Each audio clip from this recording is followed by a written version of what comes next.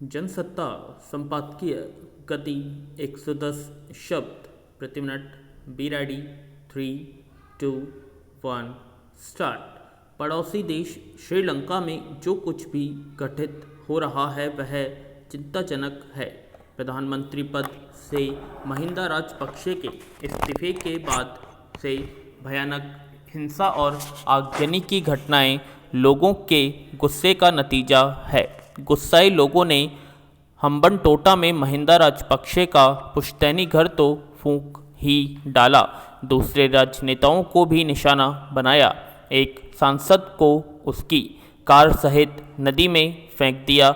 ये सारी घटनाएं हिला देने वाली तो है, पर इन्हें लेकर कोई हैरानी नहीं होनी चाहिए। श्रीलंका जिस रास्ते पर जा रहा है उसमें यह सब होना ही था। 2-3 महीने से देश जिस आर्थिक और राजनीतिक संकट से जूझ रहा है उससे यह लग ही रहा था कि एक ना एक दिन लोग सड़कों पर उतरेंगे और राजनेताओं को भी नहीं बख्शेंगे। जिस तरह के हालात हैं उनमें इस बात से इनकार नहीं किया जा सकता कि आने वाले दिनों में ऐसा और नहीं होगा। इसलिए आने वाला वक्त इस मुल्क के लिए और मुश्किलों भरा होगा। इस हकीकत से भी कैसे मुंह फेरा जा सकता है कि श्रीलंका आज हिंसा की जिस आग में जल रहा है वह सरकार की ही लगाई हुई है। पैरा श्रीलंका में इस वक्त आपातकाल लगा है। देशव्यापी कर्फ्यू भी लागू है। सेना और सुरक्षा बलों ने मोर्चा संभाल रखा है। इसके बावजूद अगर लोग सड़कों पर उतरे हुए हैं, यह गुस्सा बात रहा है कि लोग अब किसी भी कीमत पर राजपक्षे सरकार को सत्ता में नहीं देखना चाहते। जनता की यह लड़ाई अब सरकार बनाम विपक्ष की नहीं रह गई है, बल्कि यह लड़ाई उस राजपक्षे खानदान के खिलाफ है जिसने श्रीलंका को इस बदतर हालत में पहुंचा दिया है। राजपक्षे कुनबा वर्षों से सत्ता पर काबिज है। महिंदा राजपक्षे पहले राष्ट्रपति थे, फिर प्रधानमंत्री बन गए। राष्ट्रपति गोटबाया उनके छोटे भाई हैं। पहले वे रक्षा मामलों के प्रमुख हुआ करते थे। महिंदा राजपक्षे का बेटा नमाल राजपक्षे और एक भाई बासिल सरकार में मंत्री थे। इसका ही नतीजा था कि लोकतंत्र की आड़ में सत्ता पर यह कुनबा हावी हो गया और ऐसे मनमाने फैसले करता रहा जो देश के लिए काल साबित हुए। श्रीलंका आज जिस तरह चीन के कर्ज बोझ तले दब गया है वह राजपक्षे सरकार की ही देन है। पैरा सवाल है कि श्रीलंका मौजूदा हालात से बाहर कैसे आए। एक बात तो साफ है कि जब तक वहाँ राजनीतिक स्थिरता नहीं आती तब तक अशांति का दौर बना रहेगा। इसलिए राष्ट्रपति को अब विपक्ष की साथ लेकर चलना ही होगा। राजनीतिक और आर्थिक संकट के कारण देश गंभीर समस्याओं से घिर गया है। देश का खजाना तो लगभग खाली ही है। ऐसे में कोई भी सरकार कर्ज चुकाने की तो सोच भी नहीं सकती। आम आदमी महंगाई से त्रस्त है। लोगों के पास पैसा नहीं है। वे कहाँ से खाने पीने का सामान और दवाइयाँ आदि खरीदेंगे। जिस तरह के हालात हैं उनमें देश की अर्थव्यवस्था को पटरी पर आने में लंबा वक्त लगेगा। श्रीलंका अब जिस गर्त में चला गया है उसमें यही चारा रह जाता है कि वैश्विक समुदाय और वित्तीय संस्थान उसकी मदद के लिए दरवाजे खोले और लोगों को भुखमरी से बचाए ताकि गंभीर मानवीय संकट खड़ा न हो। हर तरह से मदद देकर भारत तो अपनी दरियादिली दिखा ही रहा है। एक परिवार को सत्ता, लोलुपात, सरकार का आर्थिक कुप्रबंधन, भ्रष्टाचार, देश पर भारी कर्ज, सत्ता पर पकड़ बनाने के लिए लोगों को बांटने, राष्ट्रवाद के नाम पर उनमें जहर भरने जैसे हथकंडे देश को किस तरह रसातल में पहुंचा देते हैं। श्रीलंका इसकी मिसाल है। पैरा। शारीरिक रूप से अक्षम लोग किसी भी तरह से खुद को हीन न समझें और उनके विशेष गुणों का समाज को लाभ मिल सके, इसलिए दिव्यांगों के सम्मान की रक्षा के लिए कानूनी प्रावधान है। उन्हें सार्वजनिक वाहनों में यात्रा करते समय विशेष सुविधाएं उपलब्ध कराना जरूरी है।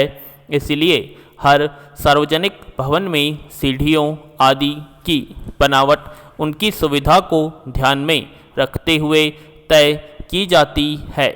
दिल्ली में नीची सतह वाली बसें इसी मकसद से चलाई गई थी कि उनमें चढ़ने उतरने में दिव्यांगजनों को किसी प्रकार की असुविधा न हो। मगर इन सब के बीच रांची से हैदराबाद जा रही इंडिगो विमान सेवा में एक दिव्यांग को यात्रा करने की अनुमति न देना स्वाभाविक ही विवाद का विषय बन गया। हालांकि इस घटना के बाद इंडिगो के प्रबंधन ने माफ़ी मांगी और उस दिव्यांग की ही किशोर को एक विद्युत चालित पहिएदार कुर्सी भेंट करने की पेशकश की है। इंडिगो प्रबंधन का कहना है कि वे चाहते थे कि उस परिवार को सफ़र करने दिया जाए, मगर वह किशोर विमान में चढ़ने को लेकर इस कदर घबराया हुआ था कि उन्हें रोकना पड़ा।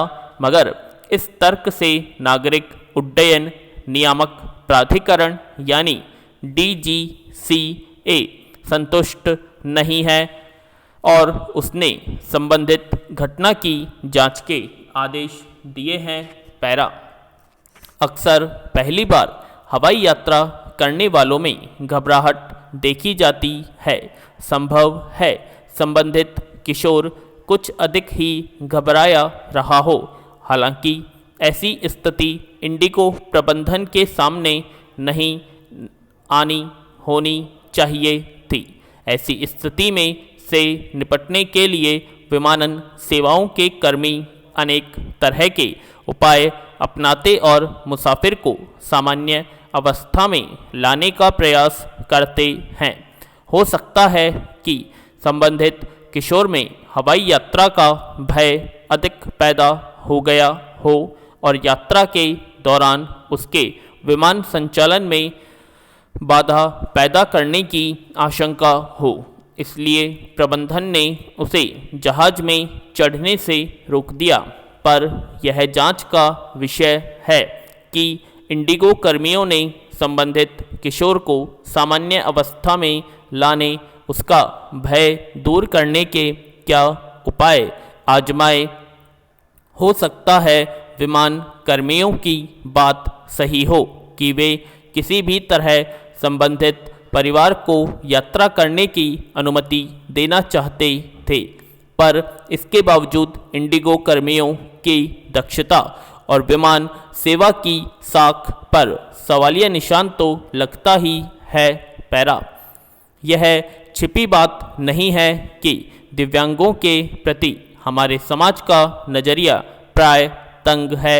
जन जागरूकता संबंधी तमाम प्रयासों के बावजूद आज भी ऐसे लोगों को समाज से वह सम्मान नहीं मिल पाता जिसकी अपेक्षा की जाती है।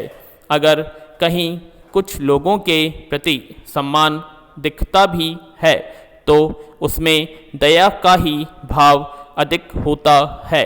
इसलिए पूरी संभावना है कि इंडिगो कर्मियों का संबंधित किशोरों के प्रति वही नज़रिया रहा हो। समझ से परे है कि अगर एक विमान कंपनी इस तरह के लोगों को सफ़र करने से रोकेगी तो उन्हें ऐसे हालात में कहीं जाने का क्या इंतज़ाम करना चाहिए जहां जल्दी पहुंचना हो।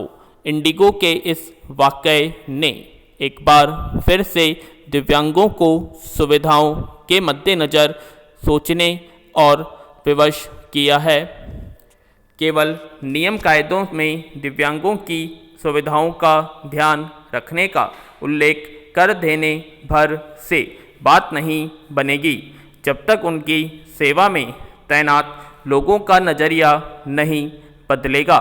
ऐसे में क्यों नहीं दिव्यांग लोगों की सेवा में अलग से प्रशिक्षित लोगों को तैनात किया जाना चाहिए। पूर्णविराम।